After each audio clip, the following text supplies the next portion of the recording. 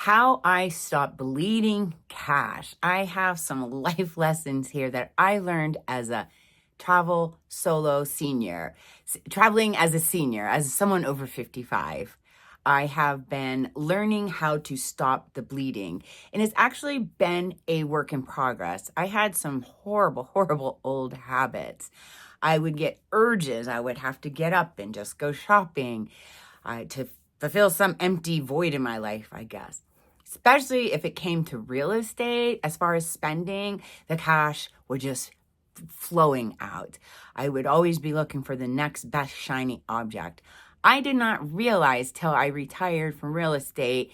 I just do referrals now, but I didn't realize how much cash I was flowing out. I finally got all those apps off my phone and I stopped spending, oh my God, all the dues, all the shiny objects, all the websites.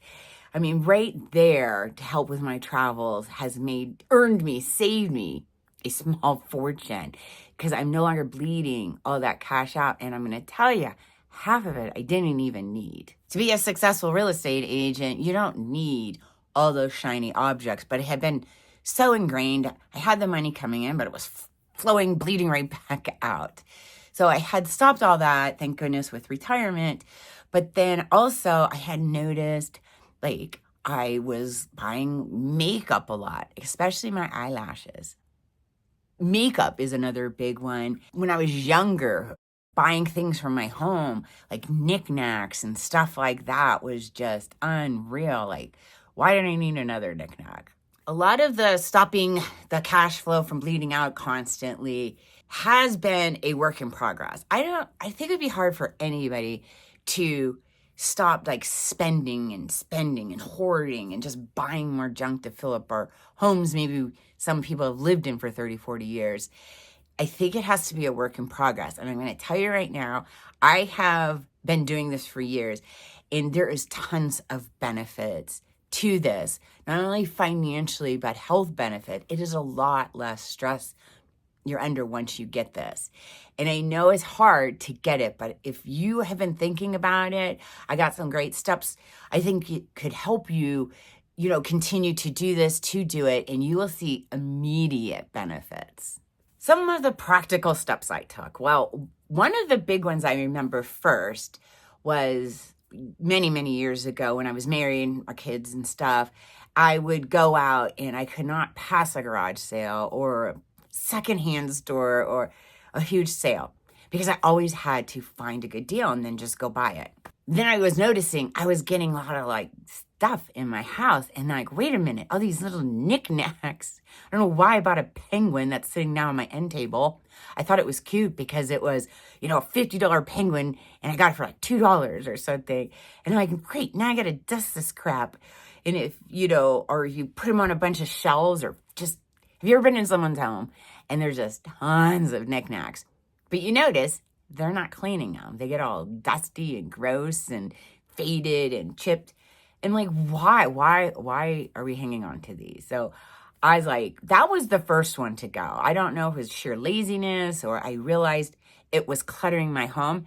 But once I got rid of the knickknacks and stopped buying the knickknacks because they really weren't serving a purpose either, that was huge. Not only did I notice, you will notice, because I guess I was buying a lot, finance-wise, but stress. I didn't have to look at this knickknack cluttering up my space. It's more open now. Something with being less cluttered, I could think better. And you may be able to too if you're finding you have a lot of stuff, useless stuff. So I would just stop buying it, and then the ones I did have, if they were got dirty and faded and junky, I just tossed them. Or if they were in fine shape, I just seen if a friend or somebody wanted them. I can guarantee they weren't that expensive, so it was easy decision to give away or to throw them out. But the effects it had on me were huge, were tremendous, because I was so less stressed. Plus, for some reason, I just always like to move every few years. I think that this traveling the U.S. is working out great for me. So every time I move, I have to pack these so carefully and move them. I didn't have to do that after a while. I quit buying them. I only had essentials in my home, and I loved it. Another huge one was clothes. Clothes in my closets. Especially once I was living on my own, which has been for many years now, I would always have a place like my last condo or my last few homes were either 2 or 3 bedrooms. I would never buy 1 bedroom. One, they tend to be too small. And then 2, they're really hard to resell. So you might want to always keep that in mind. If you do purchase, try and purchase a 2 bedroom, way easier to sell in the long run. But anyways, I would use my closet and the other closet because I just had all this stuff and I was finding I was wearing like the 5 same outfits every day. It was ridiculous. Big part was because for many years I would go out and I would see like a sale, again, maybe a $50 blouse for a couple dollars. And I'm like, I'm buying it. It's a $50 blouse. That's all I would think about. Well, then I would notice it would go to the back of my closet and there was never an occasion or never an urge to wear it. It's because I really didn't like it. So my rule is when I put it on, I have to say, I love it, no matter what the cost. Even if it's a huge savings, if I can't say I love it, I don't get it. And that, my friends, have been a huge game changer for me as well. I no longer have back of the closet crap just sitting there. Mainly, I have the 5 outfits I wear. You probably see a lot of them now. And then 1 or 2 dress outfits, in case I do go somewhere fancy or get invited to a wedding or something like that. But that's it, because I hardly ever wear them. And my closet is so nicer now. Plus, while I'm traveling, I like to pick up new shirts, right? New tank tops or t-shirts because I'm always hiking or something. I don't need pretty blouses anymore. So I have a 1 in, 1 out rule. I bought in some shirts while I've been in the Rockies and the Springs and all over the place here. But I know to take those back, I think I got like 5 shirts so far. I have to throw out or leave behind 5 shirts I came here with. I cannot go back with twice as many because now I'm just collecting clothes and I know I'm not going to wear them all. I'm just going to wear my 5 favorite.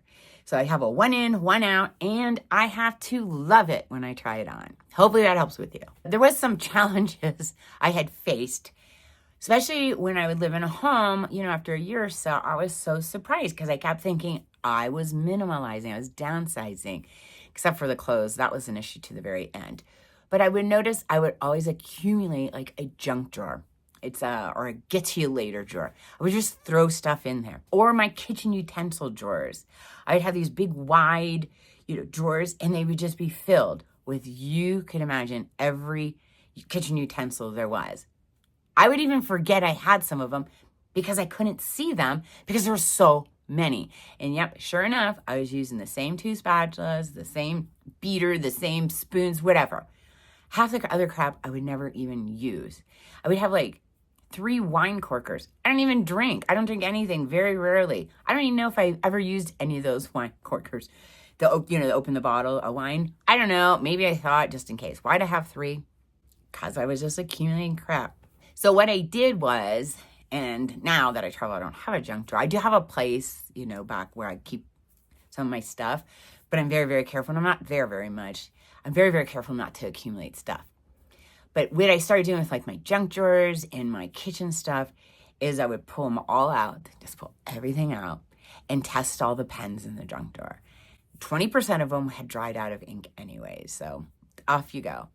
And I really like blue ink because if I have to sign a contract, I want to be able to see if it's the original or if it's the copy. So if it was black ink, there you go. I don't like writing in black ink.